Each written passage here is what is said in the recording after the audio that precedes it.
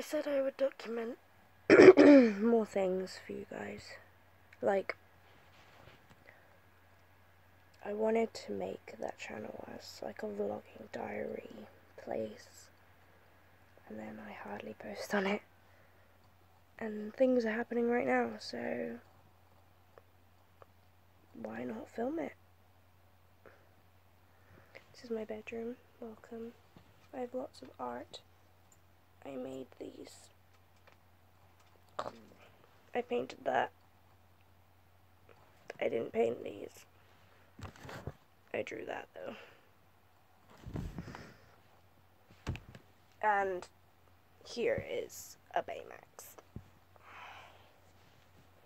that I paid £3 for. Yep. Insane. Anyway, there was a point to this. So, there's been quite a few, like, updates, I guess, with our inner world. So, we have the room, as we label it, as, like, the room.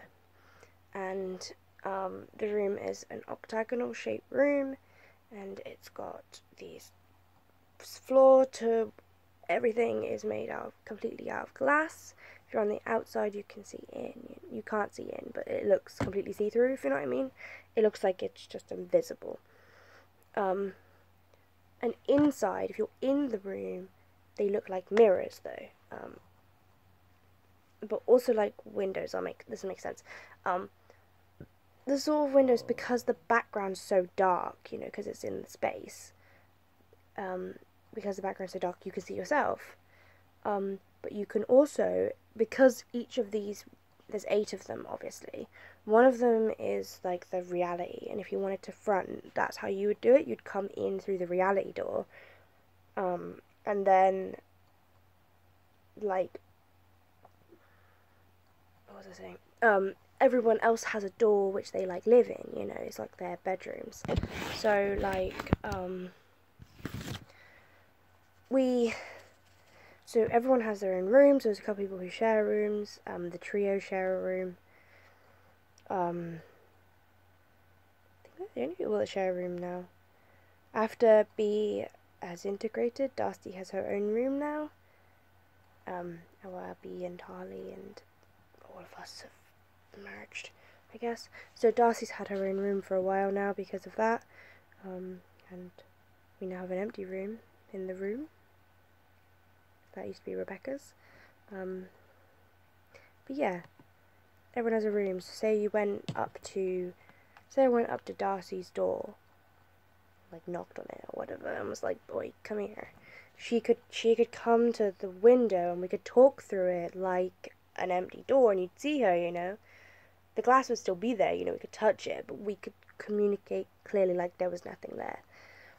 And that's always how it's been. That's how it's been for a long time, you know. That's always how I've ever pictured anything in my head, you know. These voices in my head as a kid, you know. Anytime I thought about what was in my brain, you know, it was always this shape and there was nothing ever different. Except, recently, I was around my partners and we just, I don't know what happened. We were falling asleep or something. And I just started freaking out, and I started speaking and not knowing what I was saying, and luckily my partner was awake and was, like, answering and, like, trying to get as much information as they could about what was going on, and we discovered that there's another room, which we call the stairs. We're very imaginative with our places. The stairs is completely different. The room is in space, it's octagonal, it's very precisely perfect, there's nothing in it. There's no furniture, there's no floor, there's no cushions, there's no nothing, you know, it's very weird. Whereas the stairs, like, literally, okay, so I'm going to describe the stairs. I'm stuck in the stairs. I'm stuck in this one spot if I ever go into the stairs, and I'm the only person who can go into the stairs. I think the other alters in the room are a bit kind of like oblivious to it, Like, they know it's there, but not really in a way that they can do anything about it. I'm the only one who can go in to the room, into the stairs. And I'm stuck in this one spot, like literally just one spot. And then, so behind me is the door. Oh, I forgot. Okay, so, opposite the reality door in the room, one directly opposite is a room which my first altar appeared in, and it's always been opposite me because we're very much like opposites, you know, like the evil side and the good side and all that kind of malarkey when we were kids. You know, that's how I always viewed it, because she's a persecutor altar and she's not very nice. But she, Texas, was opposite, always opposite me. And like a few weeks before this freakout happened, we noticed that her door wasn't quite the same. You know, you could knock on it, you could call her for hours, but it seemed like she was always so much further away than she should have been. She should have been just right at the forefront, but she never was. So we were always like, what does this mean, you know? Where has she gone? And we then realised that her door has become the entrance to the stairs. So behind me, if you stood in the stairs, behind me is this black mass of energy, I guess, which is like the portal back into the room. It's like, the best way I can describe it is like a mass of soot sprites, you know, that kind of weird blobby virusy looking thing, you know. You could picture it, you know what I mean. And that's directly behind me. But then, okay, so the floor is like beautiful dark wood, like rich wood planks, and everything is wood. Okay, so directly to my left, that's my left, is like a really long thin table pushed against the wall. It's in the gap between the staircase. The staircase basically comes down this wall and then tilts on itself, if you know what I mean. So you go up the stairs, up, and then up again to go up to the next level. So it's like you know.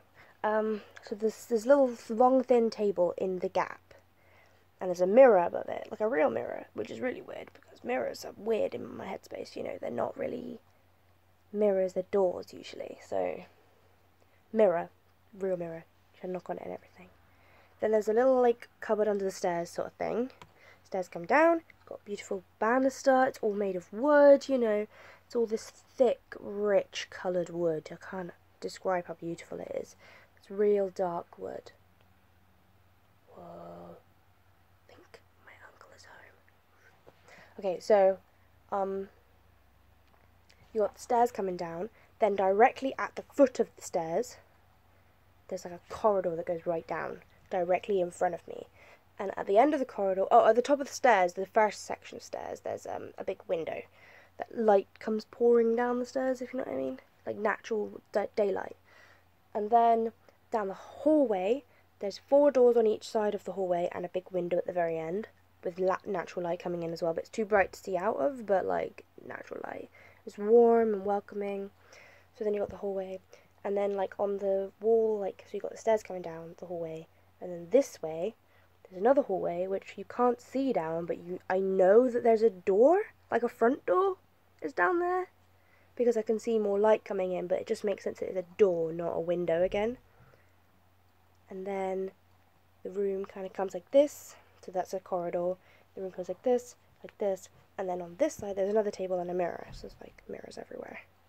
Hang on, 1 second. Shush. Okay, so I forgot what I was saying. So yeah, we have the stairs now, which is crazy. But I've always been very kind of stuck in my place in the stairs, you know. And I've had altars come up to me, because we also discovered that there was more altars in this room. You know, this is where Benjamin, Christopher, 8, Chloe, and Texas now live. They all live in there. But for some reason just now I got really like spaced out again, and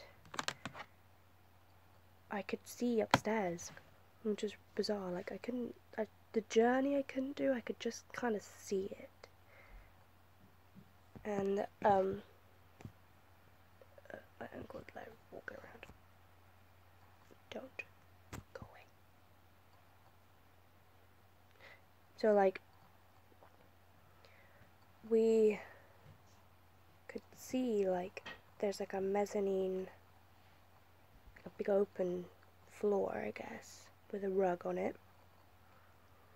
And then like, so like as you get to the top of the stairs, there's like the wall is here, and there's a door like directly at the top of the stairs. It goes into a room, and the big square comes out like this, so there's like a little balcony here.